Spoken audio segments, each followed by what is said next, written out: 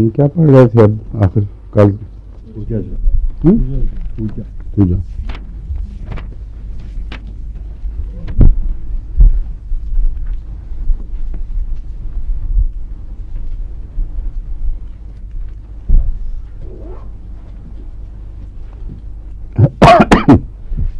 پوجا کا جو ہرپیٹک ایرپشن سے تعلق ہے، ہرپیز زوسٹر ہو یا دوسری، ہرپیز میں اعصاب کے ساتھ چھالے اگتے ہیں انہی خطوط پر جہاں اعصاب چلتے ہیں، اور وائرس سے تعلق ہے اس کا اصل میں. اچھا، تو اس کے متعلق پوجا کا بھی جو اس کے ساتھ تعلق ہے، اس میں بین ہی ہرپیز کی شکل کے جو اعصاب ہیں ان کے ساتھ چلنے کی بجائے یہ گچھوں میں چھالے اچھالتی ہے، خاص طور پہ چھاتی پر، اور عموماً نرو سے تعلق بیان کیا جاتا ہے مگر ضروری نہیں ہے. مگر تکلیف چھالوں کی اس کی شکل یہ اس سے ملتی جلتی ہے، اس لیے اس کو زونا بھی کہتے ہیں یہ لوگ. ہومیوپیتھی میں اس کو زونا کہتے ہیں، اور پتہ نہیں ایلوپیتھک ٹائپ میں کہتے ہیں کہ نہیں. اور ویسیکولر پیچز ہیں دراصل. یہ ہرپیز کا دوسرا نام شنگلز بھی ہے، اس لیے اس کو شنگلز بھی کہتے ہیں. شنگلز کا تھوجا کے ساتھ جو تعلق ہے دراصل یہ وہی ہے جو سائیکوسس کا تعلق ہے، کیونکہ گونوریا اور سواکی شنگلز بھی ہوتے ہیں. اور اس زمانے میں غالباً یہ تفریق نہیں کی گئی تھی جب یہ ہومیوپیتھی کی کلاسیکل کتابیں لکھی گئی ہیں. اب یہ بات کھل گئی ہے بالکل واضح کہ ان دونوں چیزوں کا آپس کا بڑا گہرا تعلق ہے، اور یہ بیماری جو ہے یہ زیادہ خطرناک اور لمبا چلنے والی ہے. اس لیے اس زمانے میں غالباً ایسی ہرپیز جس کا تعلق جنس سے ہو، جنسی امراض سے ہو، اس میں تھوجا مفید ہو سکتی ہے. یعنی کیونکہ مجھے اس پر کسی پر تجربہ کرنے کا موقع نہیں ملا، اس لیے میں بتا رہا ہوں کہ شاید کسی کے علم میں کوئی ایسا مریض آئے تو اس کو تھوجا دینا چاہیے. اس بیماری کے ساتھ جو دوسری دوائیں کام آنے والی ہیں ان میں ایک رسٹاکس ہے، گریفائٹس ہے، کائلی ہائیڈریسٹس ہے، اور میزریم بھی. اگر اس میں وہی ناک کا کے اندر ایک بدبو کا مرکز بننا شامل ہو تو پھر یہ بہت مفید دوا ہے. فگ واٹس میں آپ کو بتا چکا ہوں، وہ انجیر کی طرح کے موقع، ان کو اگر دبا دیا جائے تو پھر یہ خطرناک نتیجہ پیدا کر سکتی ہے.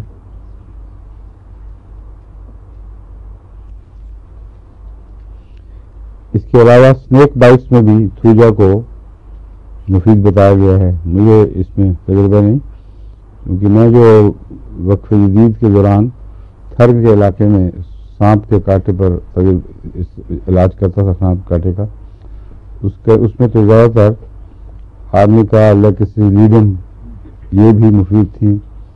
سلیشیا بھی بعض کیسز میں مفید ہوتی تھی، اور آرسنک ملا دیا جائے مثلا کسی کے بدلے، لیکسس کے بدلے یا کسی اور دوا کے ساتھ. پھر ناجا کی علامتیں ہوں تو پھر ناجا بھی استعمال ہوتی ہے. اب مجھے یاد نہیں، اور بہت سے ایسے کمبینیشن تھے جو وقتاً فوقتاً کام آ سکتے ہیں. چنانچہ میں معلمین کو بتایا کرتا تھا کہ ضرورت پڑے تو یہ ان دواؤں کے گچھے میں سے کوئی استعمال کریں، اور اکثر بڑی جلدی فائدہ ہوتا تھا. وہاں ایک بچھو بہت خطرناک ہوا کرتا ہے. بچھو میں تو یہ آرنیکا لیکسس، آرنیکا لیڈم اور نیکٹرمیور، یہ نسخہ بہت کامیاب تھا، غیر معمولی فائدہ پہنچتا تھا، وہ بہت تیز.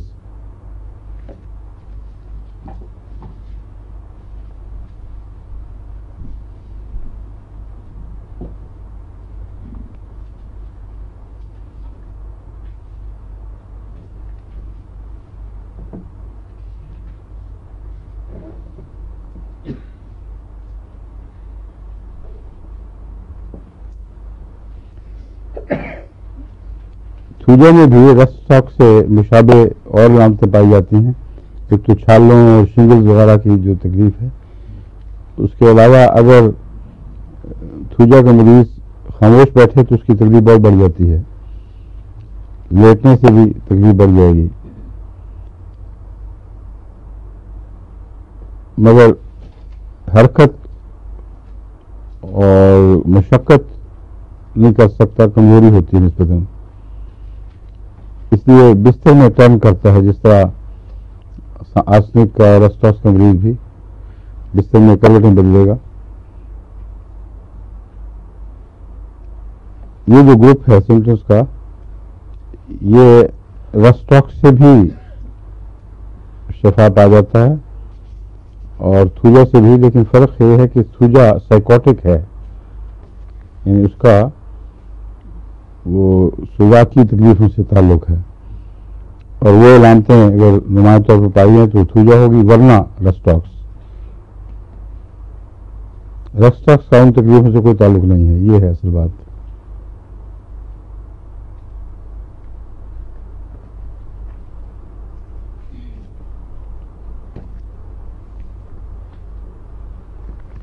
ایک سوال ہے نیما کھوکھر کی طرف سے تھائرائیڈ کے متعلق.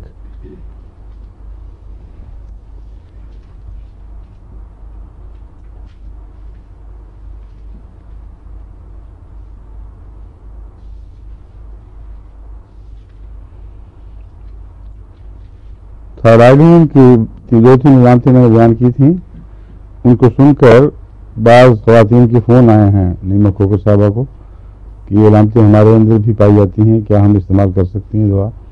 اگر پائی جاتی ہیں تو ضرور کرنی چاہیے، کیوں نہ کریں پھر، مگر اس کو رائزنگ پوٹینسی میں استعمال کر کے دیکھیں. 200 سے شروع کر کے 2 خوراکیں 200، پھر 1000، پھر 10,000، کیونکہ اس میں جو گلینڈز کی چیزیں ہیں ان میں میرا خیال ہے کہ گلوکوز میں رائزنگ پوٹینسی زیادہ مفید رہتی ہیں، جیسے کہ بیسیلینم میں ہمارا تجربہ ہے. پیٹ میں ہوائیں بھی ہیں، پیٹ کی ہوائیں تو بہت جلدی نہیں جاتی ہیں، نسبتاً لمبا علاج چاہتی ہیں. میرا خیال ہے پھر یوں کریں کہ کچھ عرصہ 200 پہ رہیں، اگر کچھ فائدہ شروع ہو جائے تو مہینہ 2 مہینے کے بعد پھر پوٹینسی ریز کرنا شروع کریں. کثرت پیشاب، جسم کا موٹاپا اور پیٹ کی ہوائیں، یہ 3 دوائیں جب اکٹھی ہوں چیزیں، مگر اس کے ساتھ میٹھے کی خواہش بھی ہے، یہ بھی پائی جاتی ہے. تو اچھا مضبوط گروپ ہے، امید ہے اس سے فائدہ ہوگا.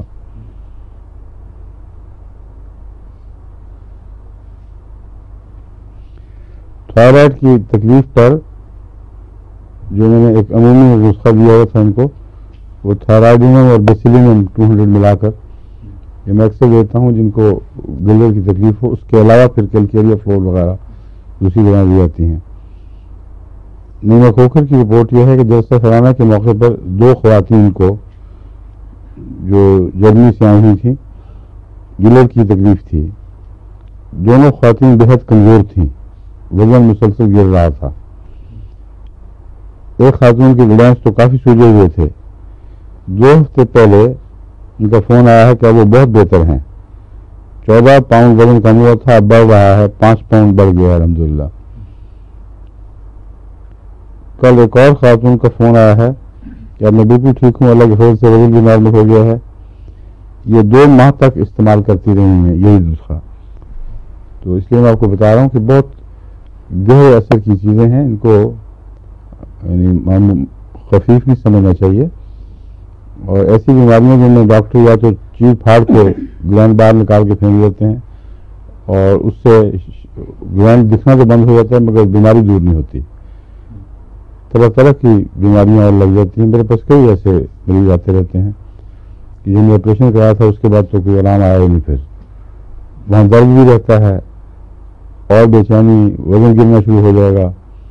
تو بنیادی جو بیماری اندر ہے اس کا ایک اظہار ہے گلینڈ کا پھولنا. گلینڈ کاٹنے سے اظہار تو بند ہو جائے گا مگر بیماری موجود رہے گی. یہ جو دوائیں ہم دیتے ہیں تھائرائیڈ، بیسیلینم وغیرہ وغیرہ، یہ بیماری کو کاٹتی ہیں. گلینڈ واپس اپنی شکل پہ، نارمل شکل پہ آ جاتا ہے.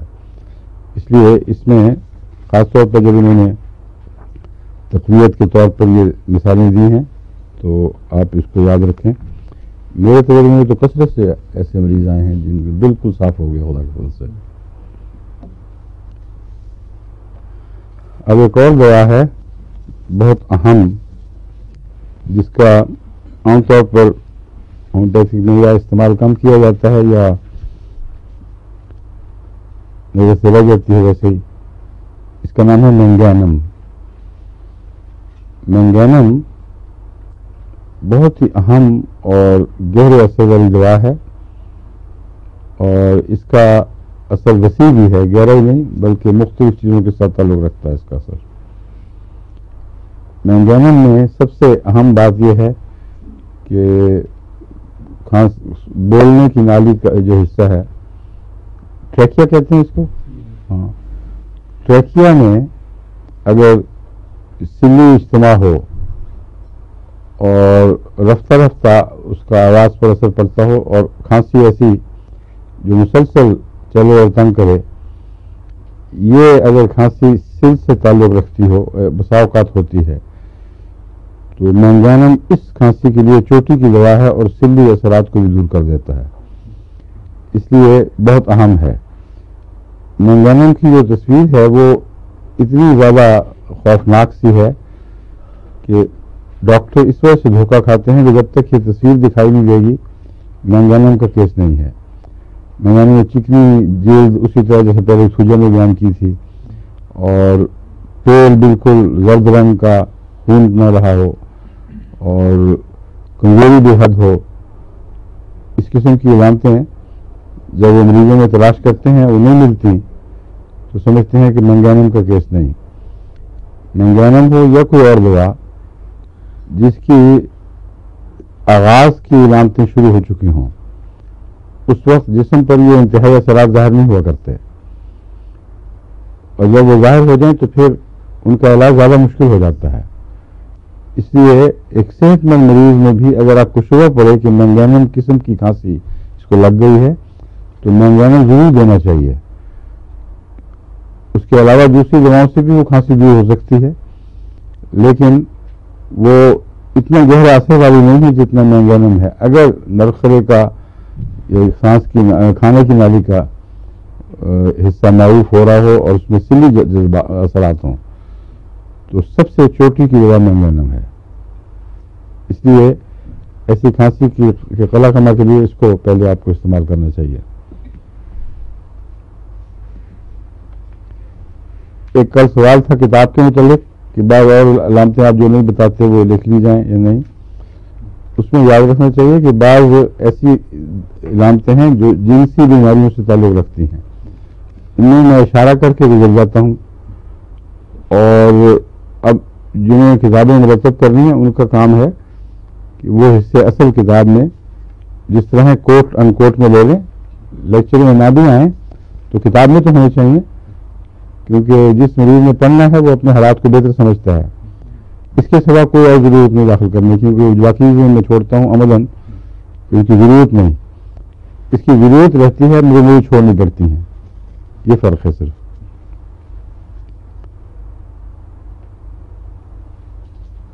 ویکسین میں نے کون کون سی دوائیں بتائی تھیں نون کی طرح، جیسے نون ملی ہو، آرسنک تھے، اور سوجا، اور ایک اور بھی بتائی تھی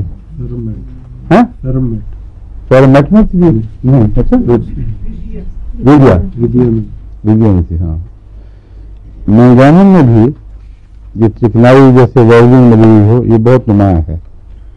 ویکسی اینیمک، جس کا خون کم ہو اور ویکسی بھی ہو، پیلڈ، سکلی اور تھریٹننگ تھائسس،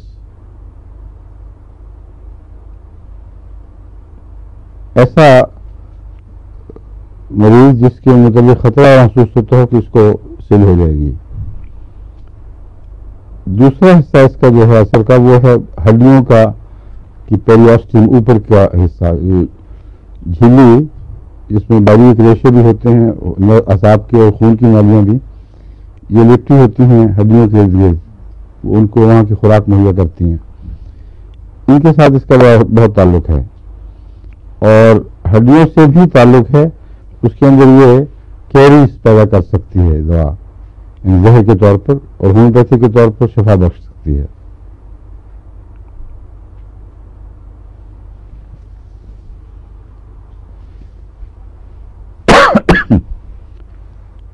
علاوہ یہ تو دو حصے بتا دیے، ایک ناک کی جھلی، سانس کی نالی یا کھانے کی نالی، سانس کی نالی کا تعلق ہے. دوسرے ہڈیوں کے اوپر لپٹی ہوئی جو جھلی ہے اس کے ساتھ تعلق ہے. ہڈیوں کی کیریز کے ساتھ اس کا تعلق ہے. اور اس کے علاوہ عورتوں کے لیے ایک مفید دوا ہے، کیونکہ اس میں منسٹریشن تھوڑی ہوتی ہے اور تاخیر سے بھی ہوتی ہے، اور بعض دفعہ 1-2 دن کے اندر ختم ہو جاتی ہے. اور دوسرے منسٹریشن کا انداز بھی بتاتا ہے کہ مریضہ میں خون نہیں ہے، کیونکہ اس سے زیادہ پھیکے رنگ کی منسٹریشن اور کسی دوا میں شاید ہی ملے. منگنم کا ایک خاص حصہ ہے کہ بالکل کچلا ہوا سی چیز، پانی ملا ہوا، یہ جن کو ہو اور پھر لمبا نہ چلے، ان کو یہ دینی چاہیے بجائے اس کے کہ منسج جاری کرنے کی دوائیں. کیونکہ بعض دفعہ آپ منسج جاری کرنے کی دوائی دیں گے تو جو خون رہ گیا ہے وہ بھی گیا. بعض دفعہ تو میرے تجربے میں ہے کہ اگر دوا صحیح ہو تو منسج کو جاری کرنے کی بجائے بند کر دیتی ہے. بعض دفعہ کئی مہینے بند رکھنے کے بعد جب جسم کا خون پورا ہو جائے اور طاقت آ جائے پھر نارمل طریقے پر شروع ہوتے ہیں. تو یہ سب چیزیں ایسی ہیں جن کو نظر میں رکھنا چاہیے. بند ہونے کا یہ مطلب نہیں ہے کہ ضرور یہ دوا لگی ہے، ساری جانچیں دیکھنی چاہیے. اگر خون پورا ہے اور بند ہو تو یہ غلطی ہے، کوئی خرابی ہے کسی قسم کی. مگر یہ جو کچلا ہوا خون ہے جس میں پانی ملا زیادہ ہے، اس کے سلسلے میں مینگانم صحیح کام کرے گی، جو بھی ضرورت ہوگی اس کو پورا کرتی ہے. پھر محسوس کو روک بھی دیتی ہے کچھ عرصے کے لیے، خون کو بلڈ کر کے جاری کرتی ہے. بعض رفتہ رفتہ اس کے اندر بہتری پیدا ہونا شروع ہوتی ہے. اور پیری آسٹیم میں ہر وقت دکھن، اور خاص طور پر یہ جو پنڈلیوں کے سامنے کی ہڈی ہے اس کے اوپر اس کی دکھن زیادہ ہوتی ہے. تو مینگانم کو پنڈلیوں کے سامنے کی ہڈی کے اوپر جو جھلی ہے اس کی دکھن میں خاص طور پر استعمال کرنا چاہیے. وہ علامت ہے مینگانم کی، جس کا مطلب ہے کہ مینگانم چونکہ وسیع اثر دوا ہے، ایسے مریض کے باقی حصوں پر بھی اثر انداز ہوگی. اور اس کے اندر ایک اور مزاج پایا جاتا ہے، تھکننگ اور السریشنز. کچھ سورک علامتیں بھی ہیں اس کے اندر، اور جہاں کوئی زخم بنے، کوئی ناسور ہوں، ان کے کنارے موٹے ہو جاتے ہیں اور بھر جاتے ہیں، اور ان کے اندر اگر ایک تو کرونیسٹی پائی جاتی ہے، وہ پھر انفلٹریٹ کر کے ٹھہر جاتے ہیں. بہت سے ایسے زخم ہیں جو لمبا عرصہ چلتے چلے جاتے ہیں، وہ ٹھیک ہی نہیں ہوتے. اور دوسرے اس میں سورائسس کا رجحان بھی ہے، جس کا مطلب ہے کہ بہت گہری اینٹی سورک دوا ہے، اور اس کے نتیجے میں اگر اندرونی شفا ہو تو بسا اوقات جلد پر سورائسس ضرور نکلتا ہے. اس لیے اگر منگانم کے بعد سورائسس کا حملہ ہو تو ہرگز ڈرنے کی ضرورت نہیں، اس کو باہر ہی رکھنا چاہیے. سورائسس کے متعلق، سورائنم کے متعلق مجھے کہنا چاہیے، آپ کو پتہ نہیں میں نے ایک بات پہلے بتائی تھی کہ نہیں، مگر کینٹ میں یہ لکھا ہوا ہے کہ سورائنم کا کینسر سے بہت گہرا تعلق ہے. وہ کہتا ہے کہ میں نے جہاں تک مریض دیکھے ہیں، کینسر سورا ہی کی ایک دوسری ہی شکل ہے. یعنی کوڑھ اور کینسر ایک ہی طرح کی دو بیماریاں ہیں. وہ جلد پر ظاہر ہوتا ہے کوڑھ، اور کینسر اندر چلا جاتا ہے. اس لیے وہ اس بات کے بڑا سخت خلاف تھا کہ جن کو جلدی سورائسس ہو، اس کو کیا کہتے ہیں اردو میں؟ سورائسس کو وہ جو چمبل، ہاں، جس کو چمبل ہو اس کو دواؤں کے ذریعے دبا دیا جائے، کہتے ہیں بہت ہی مہلک چیز ہے، اور اندر اس کو ضرور انتڑیوں کا یا اور کوئی کینسر ہو جائے گا۔ اس لیے یہ یاد رکھنا چاہیے، کینٹ چونکہ اکثر باتیں درست کرتا ہے، اس لیے اس کی باتیں احترام سے سننی چاہیے، اور وہ ایسا ڈاکٹر نہیں جو بڑا بولا ہو یوں باتیں کر دے۔ میں نے تو اکثر اس کے بیانات کو درست پایا ہے، کہیں بعض دفعہ تبدیلی تھوڑی سی دیکھی ہے، مگر اس میں یہ بھی فرق ہوتا ہے کہ مختلف علاقوں کے حالات الگ الگ ہیں، سوری، ان کے مریضوں کے حالات الگ الگ ہیں، مگر یونیورسلی اکثر چیزیں اس کی درست نکلتی ہیں۔ یہ اب تحقیق طلب معاملہ ہے، میں نے اس لیے چھیڑا ہے کہ کینسر پر ابھی ہماری طرف سے بہت تھوڑی تحقیق ہوئی ہے۔ کینسر کیوں ہوتا ہے، اس کا علاج کیوں الگ بنتا ہے، یہ ساری وہ چیزیں ہیں جن میں چوٹی کے جو ایلوپیتھک ریسرچ اسکالرز ہیں ان سے بھی میں نے تفصیلی گفتگو کی ہے، جو ایسے ڈاکٹر جو پی ایچ ڈی اور اس مضمون میں تحقیق کرنے والے ہیں۔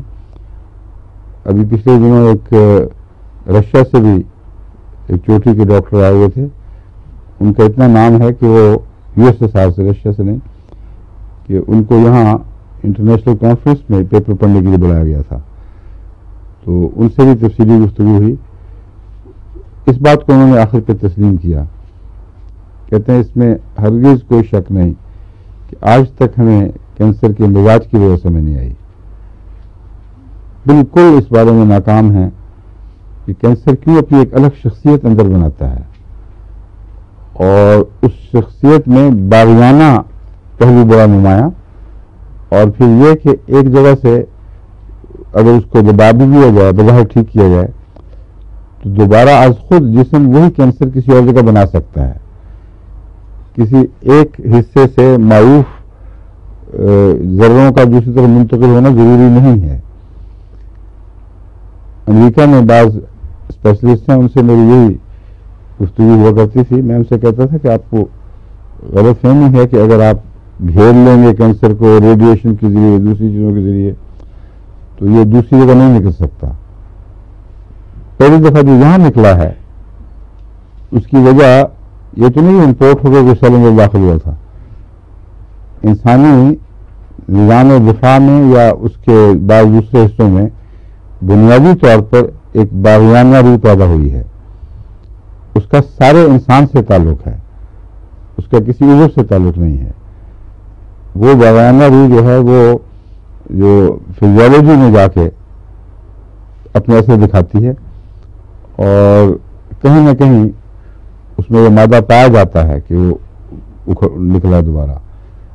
ابھی ریسنٹلی ایک کیس کے متعلق ڈاکٹروں نے میری اس گفتگو پر، وارننگ پر، جو ماہرین تھے چوٹی کے، دنیا کی چوٹی کے ماہرین کی بات کر رہا ہوں، انہوں نے ایک مریض کو کہا کہ اس کینسر کی سیکنڈری دماغ میں آ ہی نہیں سکتی، اس کی سیکنڈری اس میں جائے گی، لنگ میں جائے گی یا کسی اور حصے میں دماغ میں جایا کرتی۔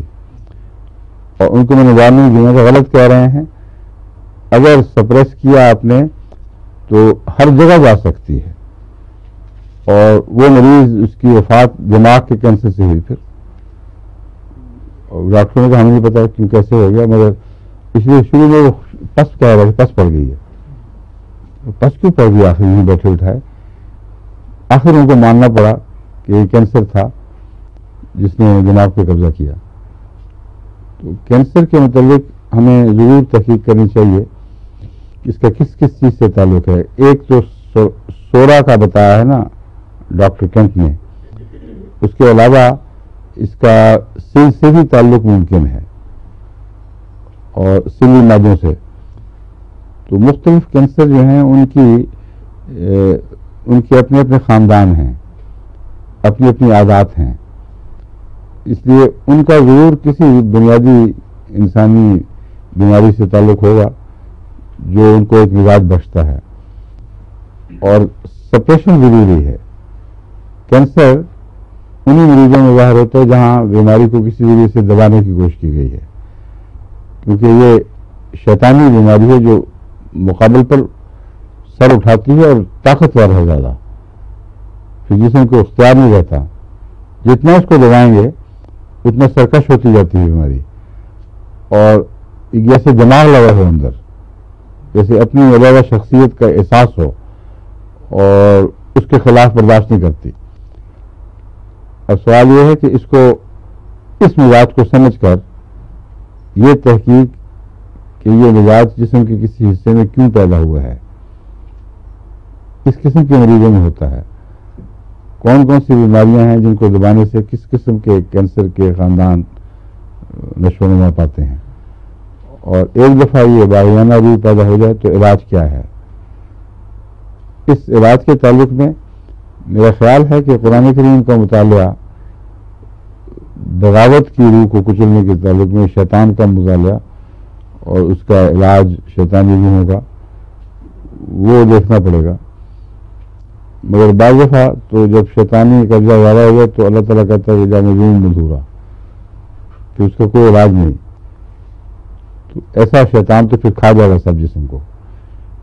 لیکن اس کے پیدا ہونے سے پہلے ضروری ہے کہ ہم کوشش کریں نظام جو زندگی ہے جو خدا تعالیٰ نے بنایا ہے، میرا یہ تصور ہے کہ اس نظام زندگی کے ساتھ چل کر جو بیماریوں کو شفا دی جائے اس میں کینسر کا کوئی سوال نہیں، کیونکہ وہ سبمیشن سے تعلق رکھتی ہے چیز۔ اللہ تعالیٰ کی بنائی ہوئی کائنات کے مطابق، اس کے قوانین کے مطابق آپ چلیں گے تو یہ کسی صورت بھی بغاوت نہیں پیدا کر سکتی۔ جب اس کے مخالف راہ میں چلیں گے تو پھر یہ سلسلے شروع ہو جاتے ہیں۔ اس لیے مزید تحقیق کے بعد ان مریضوں کو دیکھنا، ان کی جو بے شک فوت بھی ہو چکے ان کی ہسٹری معلوم کرنا، ان کے اعزاء اقربا سے پوری تفصیلی، کون سی بچپن میں کوئی بیماری لگی تھی جس کو دبایا گیا تھا، کیسے دبایا گیا تھا، عام طور پر خاندان میں کن بیماریوں کا رجحان ہے، دوائیں کون کون سی دی جاتی رہی ہیں، یہ بہت لمبی ریسرچ ہونی چاہیے، کیونکہ اس وقت اس لحاظ سے ریسرچ نہیں ہو رہی، یہ ہو رہی ہے کہ کون سی دوا کینسر کو دبانے میں زیادہ مفید ہے، اس پر بہت ریسرچ ہو رہی ہے، اور اس سلسلے میں بالکل عملاً بیکار ہیں۔ جو بھی دوا نکالتے ہیں کینسر کسی اور رخ سے نکل آتا ہے باہر، ٹھیک ہے۔ تو کینٹ نے اس کو سورا بتایا ہے، اور اس پہلو سے تو ہمیں بہت احتیاط کی ضرورت ہے۔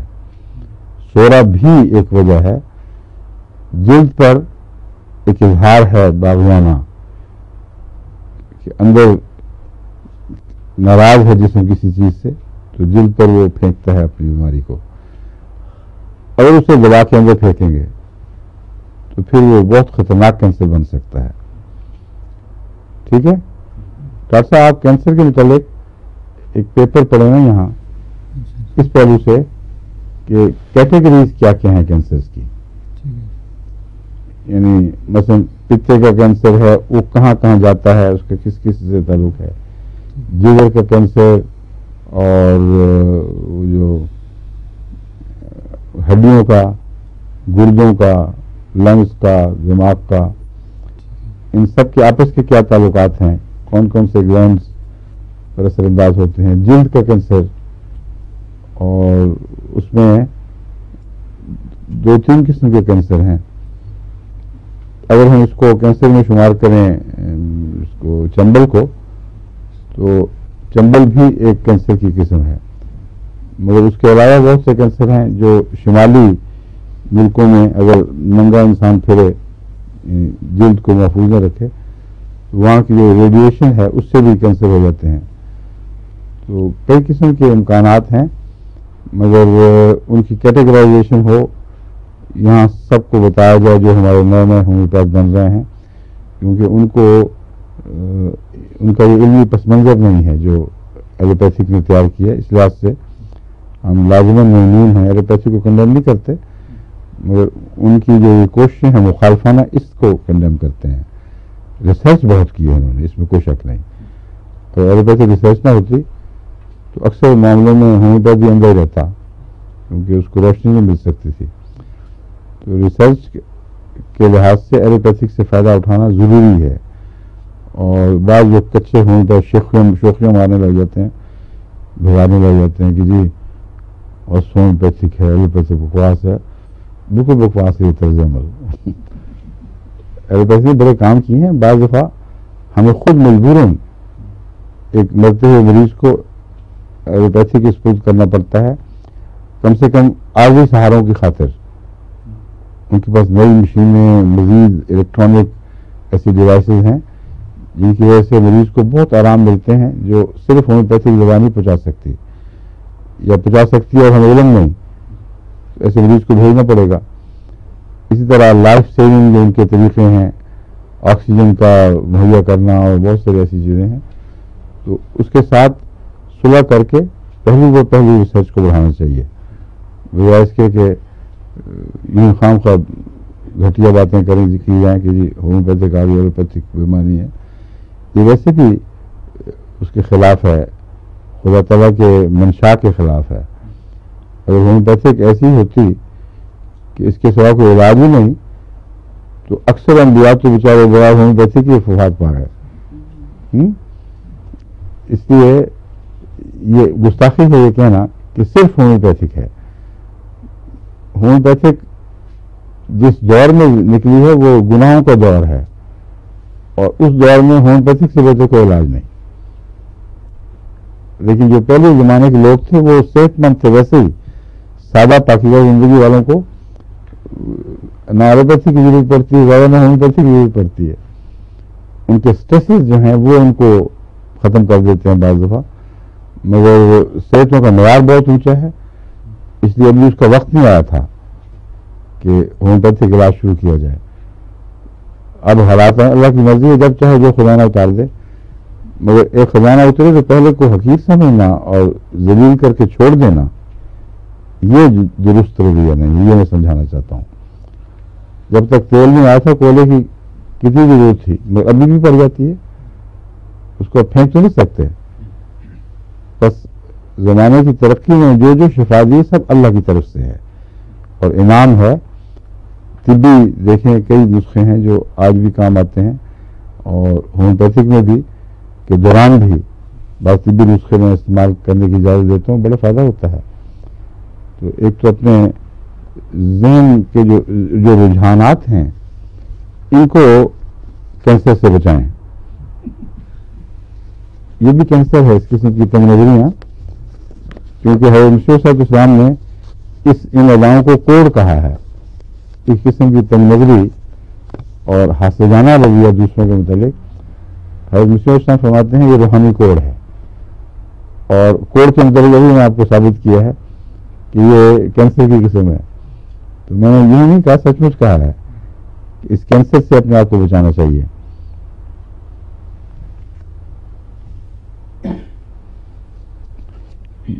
اور اس میں لکھا ہے breaks down the blood corpuscles and lays the foundation for tuberculosis. اس کا مطلب یہ ہے کہ خون کے جو ذرات ہیں ان کی صحت پر برا اثر پڑتا ہے. سرخ ذرات ہوں یا سفید ذرات ہوں, جو بھی خون کے جو ذرات معلق ہیں خون کے اندر, وہ بیمار ہو جاتے ہیں اگر مینگنیم کا زہر دیا جائے. تو بعض ڈاکٹروں کا خیال ہے کہ چونکہ وہ بیمار ہوتے ہیں پہلے, اس لیے وہ سل کو دعوت دیتے ہیں. یعنی سل کے نتیجے میں خون کا بریک ڈاؤن نہیں ہوتا, بلکہ خون پہلے بیمار ہوتا ہے پھر سل حملہ کرتی ہے. اب یہ آگے اور پیچھے کی بحث اللہ بہتر جانتا ہے, مگر اس میں کارپسلز کا بریک ڈاؤن ضرور ملے گا. خون کے خلیوں کی بیماری, اس لیے بعید نہیں کہ یہ بلڈ کینسر میں بھی مفید ہو. لیرنجائٹس کے بہت حملے ہوتے ہیں اور ہر حملہ پہلے سے نسبتاً بدتر حال میں چھوڑ جاتا ہے. یہ وہ چیز ہے جس کو میں بتا رہا تھا کہ اس کو مینگنیم روکتی ہے اور سر کے خطرے سے بچاتی ہے. ایک اور علامت لکھی ہوئی ہے اس کی میں, ٹیوبرکلوسس دیٹ بگنز ان دا لیرنگس. تو اصل لیرنگز ہے.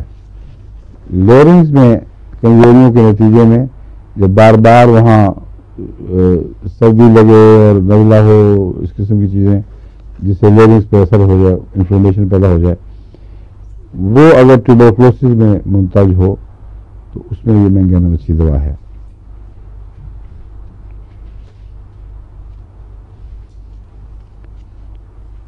اب اس میں جہاں تک موٹاپے والے علامتیں تھیں, پہلے گزری ہے نا وہ جس میں میٹھا کھانے کی خواہش ہے, وہ کون سی چیز تھی؟ تراجم. اس میں بھی اس سے ملتی جلتی علامتیں ہیں, مگر لو ایپیٹائٹ, نتھنگ ول ٹیمپٹ ہم. اگر کوئی بھی خواہش نہ ہو کسی چیز کے کھانے کی بھی نہ رہے تو پھر مینگانم اس میں اہم دوا ہے. کمپلیٹ بریک ڈاؤن ہو جائے جسم کا اور بھوک بالکل مٹ جائے.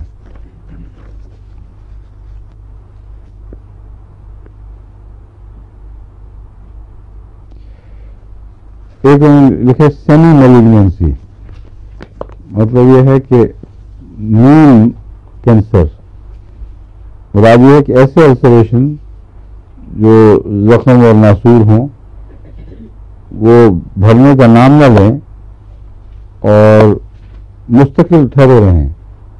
جیسے بعض ٹھنڈے ناسور ہوتے ہیں, ان کو کولڈ سور بھی کہا جاتا ہے, اس کو یہ کہتے ہیں سیمی میلیگنینسی. اگر اسی حالت پہ رہیں تو زیادہ بہتر ہے بنسبت اس کے کہ ان کو زبردستی ٹھیک کیا جائے. اگر زبردستی ٹھیک کریں گے تو وہ جو سیمی نیم کینسر کی حالت ہے وہ اندر گلینڈز کو پورے کینسر میں تبدیل کر سکتی ہے. سورنس ٹو ٹچ, ہیپر سیلف کی طرح معمولی سا جو ہاتھ کی لمس ہے معمولی سی, وہ بھی بہت درد پیدا کرتی ہے.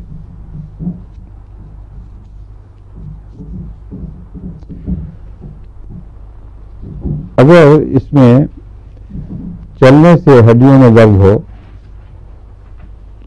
اور آدمی کا دیں کچھ فائدہ ہو اور پھر ہو, برائنیاں دیں کچھ فائدہ ہو اور پھر ہو, تو اس صورت میں مینگانم کو نہیں بھولنا چاہیے, کیونکہ بعض دفعہ وہ پہلی آسٹین کی تکلیف ہی ہے جو ہڈیوں کی درد محسوس ہوتی ہے, اور اگر مشقت سے چلنے پھرنے سے وہ درد بار بار آئے تو اس پر آدمی کا اور برائنیاں کی راجدھانی نہیں ہے. وقتی طور پر یہ دوائیں چونکہ بہت طاقتور ہیں چوٹوں وغیرہ سے تعلق میں, اس لیے پہلے 2-4 دن ایک دم اثر دکھائیں گی پھر ناکام ہو جائیں گی. اس وقت مینگانم کو یاد رکھنا چاہیے. یہ دونوں سے زیادہ ڈیپ سیٹڈ ہے اس پہلو سے, یعنی زیادہ گہرا اثر رکھنے والی ہے. اسی طرح بیپٹیشیا کی دردوں سے ملتی جلتی دردیں جو معدے کی خرابی کے بعد تعفنات سے یا ٹائیفائڈ کے تعفن سے پیدا ہوتی ہیں دردیں, ان میں وہ بیپٹیشیا فائدہ دے کے چھوڑ دے تو مینگانم کو پھر یاد کرنا چاہیے. جس طرح آدمی کا اور برائنیاں کے بعد مینگانم کو یاد کرنا چاہیے, بیپٹیشیا کے بعد بھی اس کو یاد رکھنا چاہیے.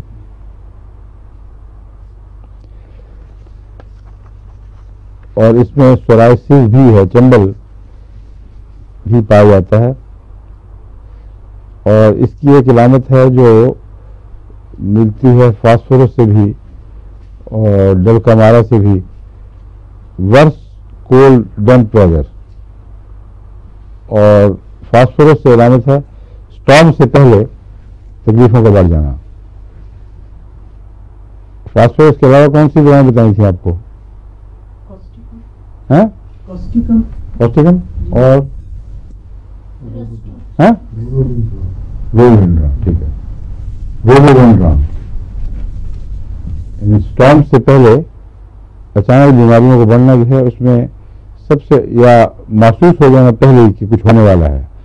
اگر لنگ وغیرہ کی تکلیفیں ہوں تو اس کو فاسفورس سے تعلق رکھتے ہیں, اگر جلدی ہوں تو روڈوڈینڈران. اور اس کے علاوہ یہ بھی ہے جو ہر قسم کی تکلیفوں سے تعلق رکھنے والی دوا ہے. کسی مریض کی کوئی بھی تکلیف عمومی طور پر بڑھ جائے اور کچھ دنوں کے بعد اسٹارم آ جائے، کچھ دنوں کے بعد موسم بگڑ جائے، تو یہ وہ دوا ہے جو اس میں مفید ہو سکتی ہے. اس میں ایک بات جو بڑی نمایاں دیکھی گئی ہے مینگینم میں مزاج کے لحاظ سے، ہر وقت مریض کو یہ احساس رہتا ہے کہ کچھ نہ کچھ ہو جائے گا. گہری اداسی اس احساس کے ساتھ کہ کچھ ہونے والا ہے، کچھ صدمہ ہو جائے گا، کچھ تکلیف آ پڑے گی، اس غم میں بعض عورتیں خاص طور پر مبتلا ہو کے جھولتی رہتی ہیں. کئی اپنی علامتوں میں بتاتی ہیں کہ ہمیں چین نہیں آ رہا، لگتا ہے کچھ ہوگا.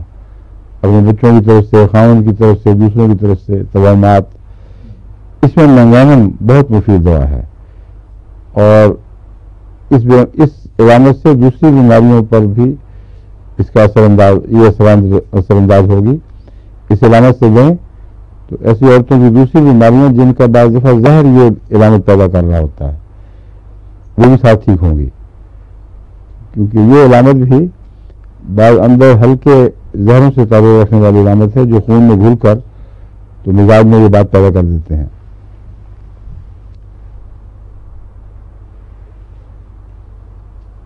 اور اس میں ایک مصیبت یہ ہے کہ رسٹاکس میں اور اس میں آرسنک وغیرہ میں، بعض اور دواؤں میں بھی ہے، غالباً فیلمیٹ میں ہے، کہ چلنے پھرنے سے آرام آتا ہے اور کچھ کمی آتی ہے گھبراہٹ میں، جب بیٹھیں گے تو بڑھ جائے گی.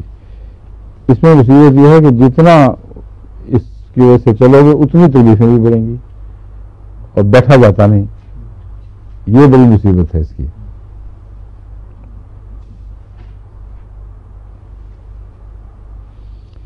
یہ علامتیں جب بڑھ جائیں ذہنی تو پھر سوچنے کی طاقت معروف ہو جاتی ہے، کسی بات پر غور نہیں کر سکتا، اور اس بے چینی کے باوجود یہ اس دوا کی ایک خصوصی علامت ہے جو باقی سب دواؤں سے ممتاز کرتی ہے کہ گھبراہٹ ہے، دل چاہتا ہے میں حرکت کروں اور چلوں، حرکت کرے گا تکلیف بڑھے گی، جب لیٹ جائے گا تو سب تکلیفیں ختم.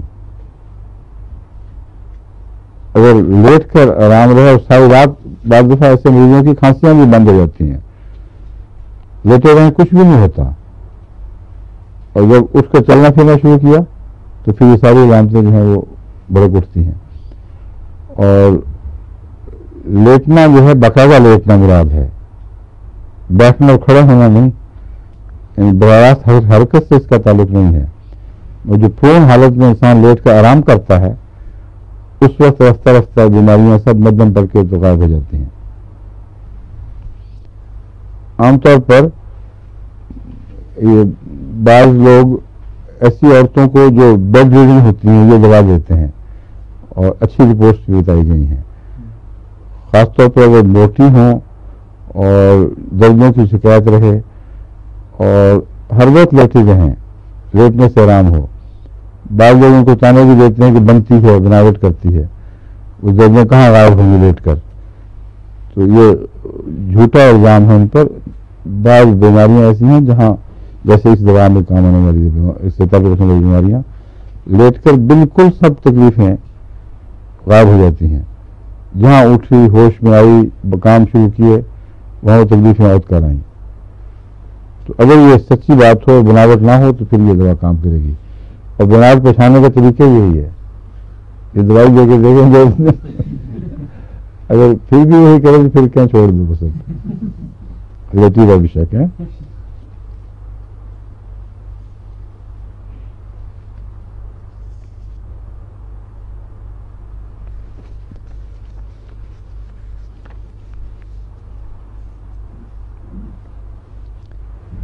وہ انگزائٹی بھی میں نے کہا تھا، چلنے پھرنے کو بظاہر دل چاہتا ہے، گھبراہٹ ہوتی ہے اور جتنا چلیں گھبراہٹ بڑھتی جاتی ہے.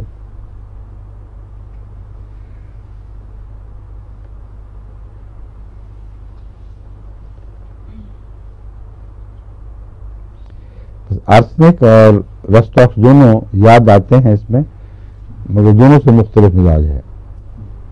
ان دونوں میں آرام سے تکلیف نچلا لیٹنے نچلا بیٹھنے سے یا لیٹنے سے خاص طور پر تکلیف بڑھ جاتی ہے.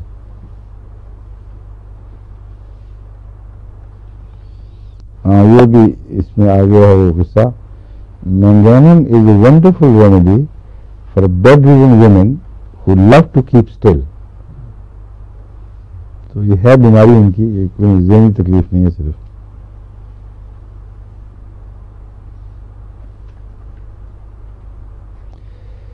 ٹیوبرکلوسس میں اس کا تعلق جن بیماریوں جن دواؤں سے زیادہ ہے جو اس سے مشابہ ہیں. کچھ ایک آرجنٹم میٹالکم ہے، ایک فاسفورس اور ایک گریفائٹس.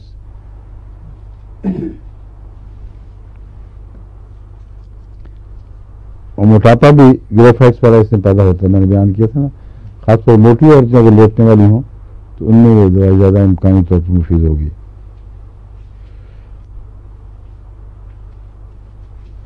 اینیمک ہیڈ ایکس، اینیمیا کی وجہ سے جو سر درد ہو اس سے مفید ہے. اسٹیچز لائک نیڈلز، جیسے کہتے ہیں ٹانکا بھرتے ہیں پنجابی کے توپا پڑنا، اس طرح کی دردیں ہوتی ہیں جیسے ٹانکا بھرا کسی نے، ایک دم ہوئی اور ختم ہو گئی.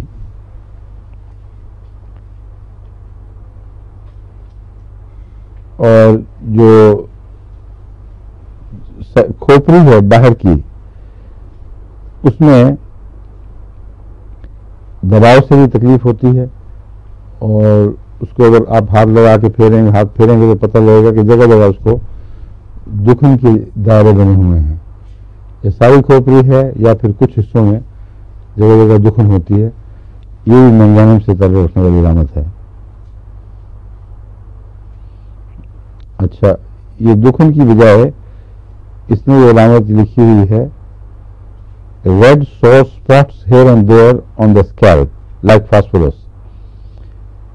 یہ وجہ ہے کہ ویسے تو ساری کھوپڑی میں نے کہا نا اس میں دکھتی ہے بغیر کسی بیماری کے، تو وہ جو اسپاٹس والی بات ہے اس کی وجہ یہ بنی ہے کہ جگہ جگہ سرخ سے اسپاٹس بن جاتے ہیں جیسے ایریسیپلاس ہونے والا ہو، اور ان دکھن کے پیچز کی وجہ سے ان ٹکڑوں میں وہ تھوڑی سی سرخی آنے کے نتیجے میں جب وہاں ہاتھ لگے گا تو وہاں تکلیف ہوگی، باقی جگہ کی جو درمیان کے حصے ان میں نہیں ہوگی.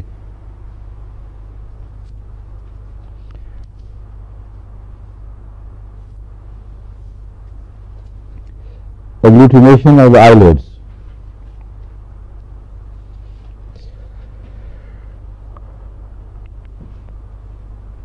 Eyelids are swollen, aching of the eyes on looking at near objects, especially a near light.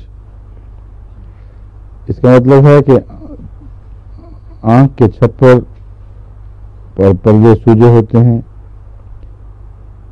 درد ہوتا ہے اس کے اندر، خاص طور پر اگر نزدیک کی چیزوں کو دیکھا جائے، اور اگر روشنی کو دیکھا جائے تو پھر زیادہ ہی درد ہوتا ہے. وہ جو اندھراتے کی دوا تھی وہ کیا تھی؟ گوارے کی ٹکیاں، اس کے پکوڑے. تو اب وہ مجھے وہاں سے فون آیا تھا بڑا سخت ایک پینکی کہ ابھی میں واپس پہنچا ہوں تو فون آیا کھڑا تھا کراچی سے کہ میں ٹکیوں کے اندر بات کرنی ضروری. تو میں نے کہا میرے پر وقتوں پر بہت مصروفیت تھی، معذرت کر دیں، کیونکہ اتنا اہم مسئلہ نہیں ہے. انہوں نے جو یہ سنا نا کہ میں نے ٹکیوں پہ اعتراض کیا، ٹکیاں کیوں بنائی گئی اس کے پکوڑے، مجھے ان کے پیغام سے خیال آ گیا کہ ان کی مراد وہ دوائی کی ٹکیاں نہیں ہیں، بلکہ وہ ٹکی کہتے ہیں جو پھیلا ہوا روٹی کی طرح کا بنتا نا، پیڑے کو پھیلا دیا جائے تو اس کو بھی ٹکیاں ہی کہتے ہیں ہم. تو ٹکی سے مراد دوائی کی ٹکی نہیں بلکہ وہ کچوریاں وغیرہ جو جیسے آلو کی ٹکی بناتے ہیں. آلو کی نہیں میدے کی دیکھی ہیں پوریاں مراد ہیں کہ اس کو گوندھ کے اس کی پوریاں بنا کے رکھ لیں تو پھر اس کو بیسن میں پکوڑے کی طرح تل کے کھائیں. کوئی ہے ہفتے کا مریض ہمارے پاس یہاں؟ پوری کر کے دیکھ لیں. पकौड़ा बना के खाने में तो होश कोई नहीं। फिर क्लास के लिए बनाएगा कोई? बस ये इतराज आना था आप लोग। उस दिन बात हो चुकी है, दोबारा मिलता है आम यहाँ। हाँ वो दोबारा क्या होता है? दोबारा फलियाँ खाएंगे तो उसको चारा तो नहीं खाना। पत्ते लिखा होगा? ओह गलती हो गई, चारा ही है फिर वो। फलियाँ समझ रहा था, फलियाँ नहीं है। फलियाँ तो बड़ी अच्छी ग़िज़ा है, बहुत अच्छा सालन बनाती हैं। हम तो अपने ग्वारे के खेतों से फलियाँ लेके आया करते थे, बहुत अच्छा खाना बनता है। लेकिन इसके पत्ते नहीं कभी खाए। पत्ते मिलते हैं यहाँ? फलियाँ पत्ते भी होंगे? फलियाँ मिल जाएंगी, पत्ते नहीं क्या मिलेंगे? क्यों? किसने मिला आपको?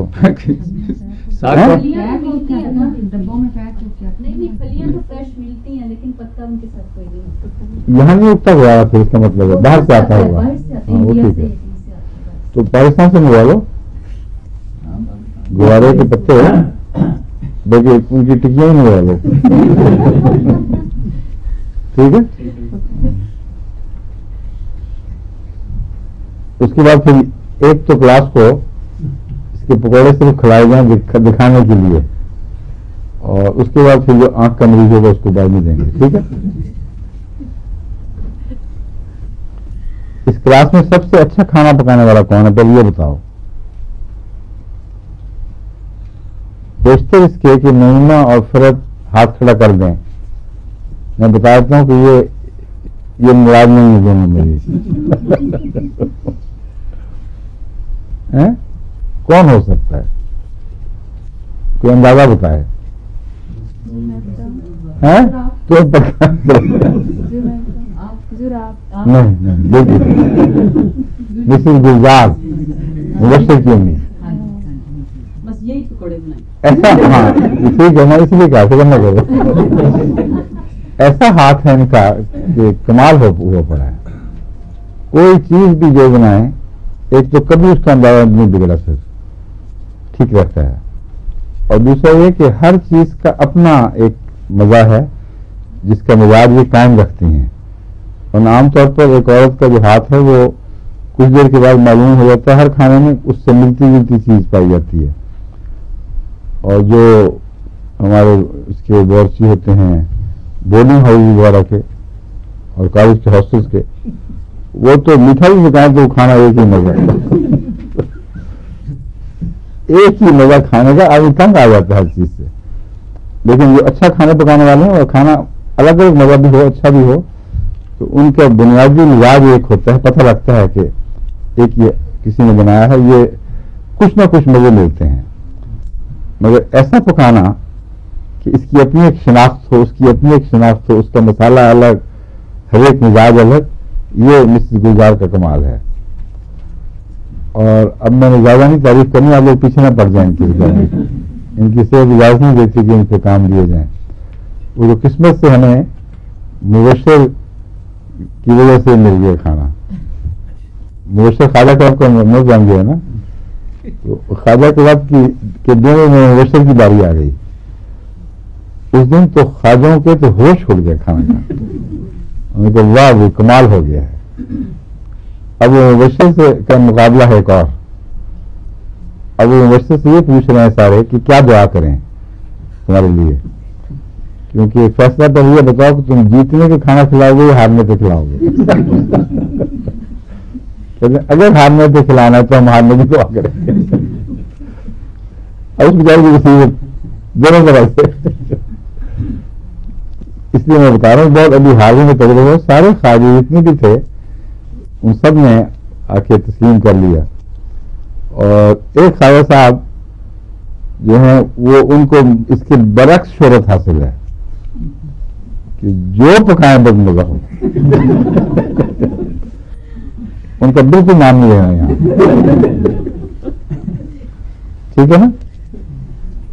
अच्छा, इसकी इलामत है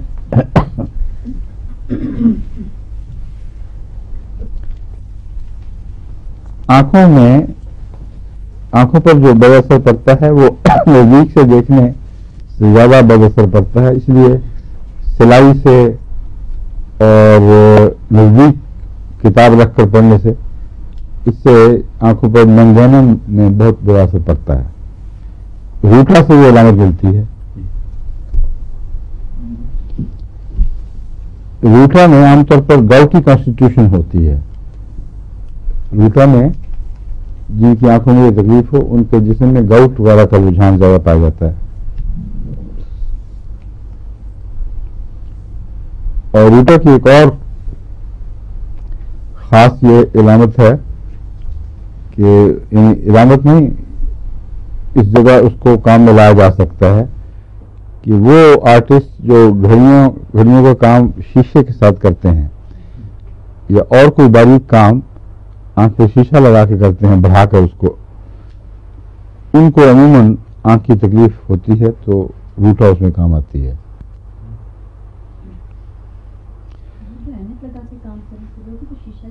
نہیں، وہ اور چیز، اس شیشے سے مراد ہے میگنیفائنگ گلاس. ہر وہ کاریگر جس کو میگنیفائنگ گلاس لگانا پڑتا ہے اس کی تکلیف میں روٹا کام آئے گی. کیا کہتے ہیں اس کو؟ آچھی شیشہ. کان کے اوپر اس کا حملہ ہوتا ہے. عموماً ڈسچارجز بدبودار کان سے بازوں کے مستقل ہوتے رہتے ہیں. اس میں آپ کو بعض دوائیں میں نے بتائی تھیں بہت اہم کام آنے والی. کون سی تھیں اس میں یاد ہے کسی کو؟ امونیم کار اس میں سب سے نمایاں حیثیت رکھتی ہے. بدبودار پرانا اخراج ہو تو اس کے علاوہ اس میں بھی یہ تکلیف پائی جاتی ہے اور ساتھ ڈلنس ہونی شروع ہو جاتی ہے. لیکن جو ڈلنس ہے وہ مستقل نہیں ہے، یعنی آواز کے اندر اور کانوں کے اندر بھاری پن جو اس قسم کی بیماروں میں ملے جس میں کان بہتا ہے. منگینم میں علامت یہ ہے کہ جب وہ ناک بلو کرے گا تو اس زور کے ساتھ جو ہوا کا دباؤ پڑتا ہے تو اس کی وقتی طور پر اس کی آواز ٹھیک ہو جاتی ہے، سنوائی ٹھیک ہو جاتی ہے. جس کا مطلب یہ ہے کہ پردوں کے اوپر میل سے جم کے تو ان میں دباؤ بھی آیا ہوا ہے. جب بلو کرتے ہیں نا تو ڈسٹربنس ہوتی ہے اندر مادن میں، کچھ پردہ پھول کے باہر نکلتا ہے تو اس وقت وہ وقتی طور پر ٹھیک ہو جاتا ہے. یہ منگینم کے اندر علامتوں میں درج ہے. ایک اور علامت یہ ہوتی ہے کہ باہر کا جو کان ہے اس کو بھی ہاتھ لگانے سے درد محسوس ہوتا ہے. ایک اور علامت اس کی یہ ہے کہ گلا خراب ہو یا نزلہ ہو یا اس قسم کی کوئی چیز، اس کا کان پر اثر ضرور پڑتا ہے اور کان میں بھی تکلیف ہوتی ہے. وہاں جو درد اٹھتی ہے یا درد اٹھتا ہے وہ کان میں بھی جاتا ہے. یہاں تک کہ دانتوں کا درد بھی کان پر اثر انداز ہوتا ہے. بس وہ کٹار جو نزلہ ہے، نزلاتی بیماریاں جن کے نتیجے میں کان مسلسل بھاری ہوتے چلے جائیں، ان کی سنوائی پر اثر انداز ہو، اس میں یہ ایک بہت ہی اہمیت کی دوا ہے.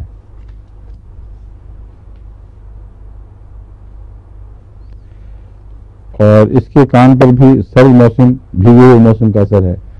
سردیوں میں اگر بارشیں ہوں تو بغیر انفیکشن کے بھی بعض دفعہ اونچا سونے لگ جاتا ہے مریض.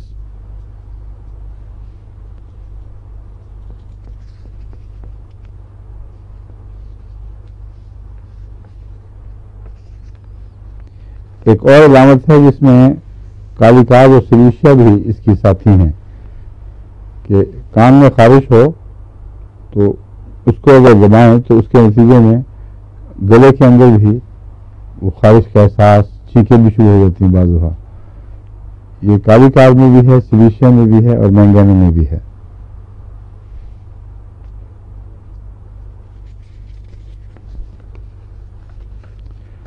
کھانسی آئے گی، ہر اریٹیشن کان کو کھجلیں اور اندر اس کی اریٹیشن یا کھجلی سی یا پھر یا چھینکیں یا کھانسی شروع ہو جائے، یہ منگینم کی علامت بھی ہے. اور کانوں میں اگر کھجلی کی عام علامت پائی جائے، جبکہ آدمی ہنستا ہے تب بھی اس میں خارش شروع ہو جائے، نگلتا ہے تب بھی شروع ہو جائے، اور ہر نگلنے کی جو حرکت ہے اس کا کان کے ساتھ یہ تعلق ہو، اس میں منگانم دوا ہے. اور عام طور پر یہ علامتیں بھیگے ہوئے ٹھنڈے موسم میں بڑھتی ہیں. چہرہ میں نے بتایا ہے جس کو آہستہ آہستہ ٹیوبرکلوسس ہو رہا ہو اور بڑھ رہا ہو، اس کا چہرہ تفصیل سے بتانے کی ضرورت نہیں، بالکل پھیکا سا اور کچی کچی زردی سی آ جاتی ہے اس کے اوپر. اور اس چہرے میں منگانم بہت نمایاں حیثیت رکھتا ہے. اور دوسرے یہ ایسا چہرہ پکھرک ایسڈ میں بھی ملتا ہے اور فیرم میٹالیکل میں بھی.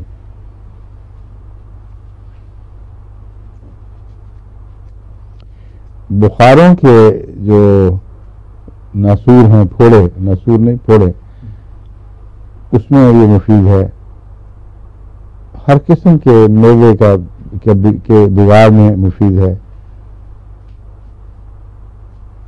اور وہ بیمار جس کو بھوک لگے نہ کسی طرح، اس میں بھی بہت مفید ہے. ایک دو کیسز سلیم ہمارے پاس آئے تھے جن کو ہر کوشش ہم کر بیٹھے تھے، بھوک ہی نہیں لگتی تھی.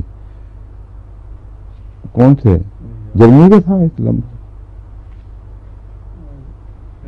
بھوک لگتی ہے، احساس ہوتا ہے، لیکن ایک دو لقمے لوں تو پھر وہ تو بات بولوں گا جانے میں سے فائدہ نہیں ہوتا.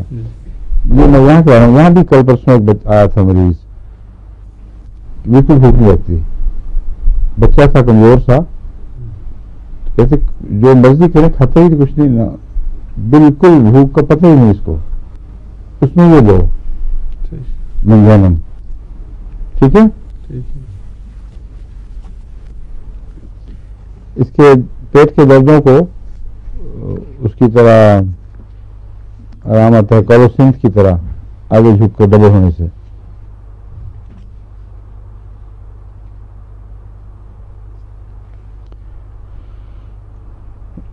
عورتوں میں بعض عمر کے وقت بھی اور بعض دفعہ ویسی انیمیا کی وجہ سے فلیشز آتے ہیں چہرے پر گرمی کے، جو بہت تکلیف دہ ہیں. ان میں جہاں سولائنم، لیکسس، سلفر، گریفائٹس وغیرہ کام کرتی ہیں، یہ بھی ایک دوا ہے.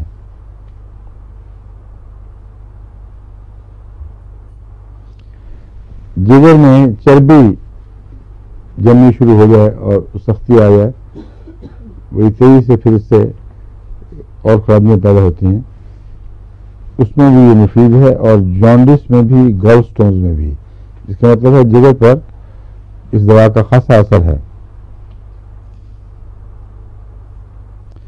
بعض دفعہ لگتا ہے کہ پلمبنگ کی طرح یہ ناف کے نیچے تکلیف ہو رہی ہے، کچھ کھچاؤ، لیکن پلمبنگ کے مقابلے پر بہت کم کھچاؤ. سب سے زیادہ کھچاؤ ناف کے نیچے، جیسے کسی اسٹرنگ سے باندھ کر اندر کھینچا جا رہا ہو، یہ پلمبنگ میں ملتا ہے. اور دوسرا اس میں معدے کی تکلیفیں ہر قسم کی لکھی ہوئی ہیں، مگر مراد یہ ہے کہ کوئی نہ کوئی تکلیف ضرور لگی رہتی ہے. اگر قبض نہیں ہوگی تو اسہال لگ جائیں گے، اسہال نہیں ہوں گے تو قبض لگ ہو جائے گی. عام طور پر کم ہی اس کا مریض، منگانے کا مریض نارمل حالت میں ملتا ہے. کوئی نہ کوئی قبض یا اسہال کی طرف سے ملتی جلتی بیماریاں، پیچش وغیرہ، یہ ضرور لگے رہتے ہیں اس کو. میں اس چیز کا مثال ہی بتا چکا ہوں، اسکینٹی اور ایک دن رہنے والے.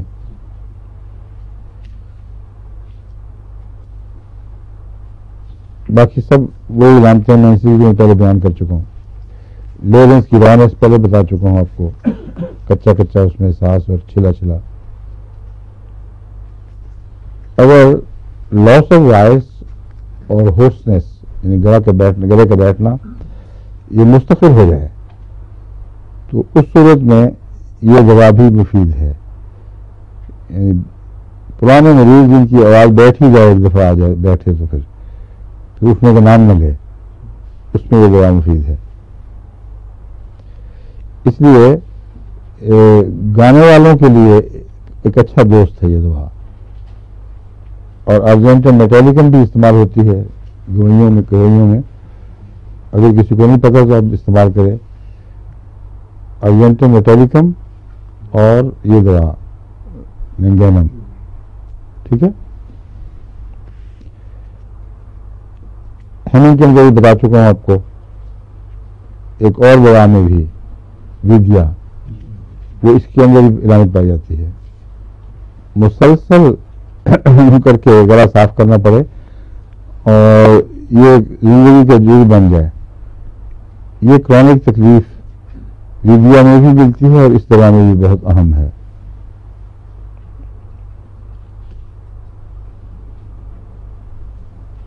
और भी दवाएं दी हैं इसने, आर्जेंटम मेट है, सिलिशिया है, सल्फर, फास्फोरस। खांसी को भी लेट के आराम आ जाता है, पहले बता चुका हूं आपको।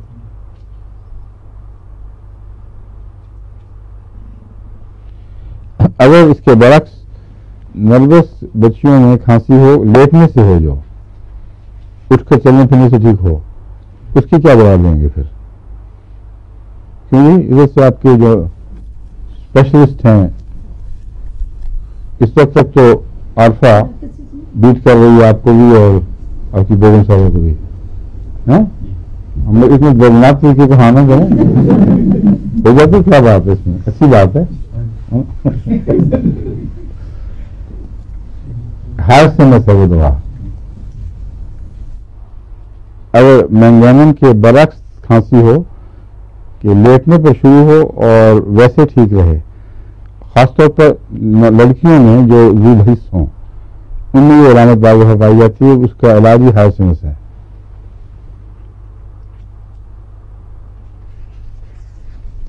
अब एक दो सेकंड नींद के ऊपर हो गए काफी, मगर कोई बात नहीं। अर्जेंटम मेटालिकम भी गहरी खांसी रखती है,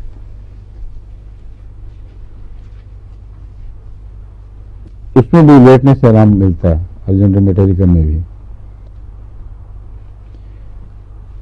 खांसने से, बोलने से और हंसने से जो खांसी ज्यादा बढ़ती हो, उसमें फास्फोरस भी बहुत अहम दवा है।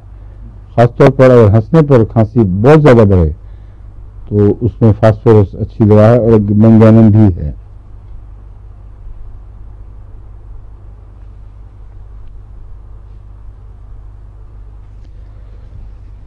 वो मरीज जो रफ्ता रफ्ता कम होते होते कम हो रहे हों, उनमें चूंकि सिली मादा अमूमन पाया जाता है, मैंगैनम उनको टोन अप करने के लिए भी दी जा सकती है।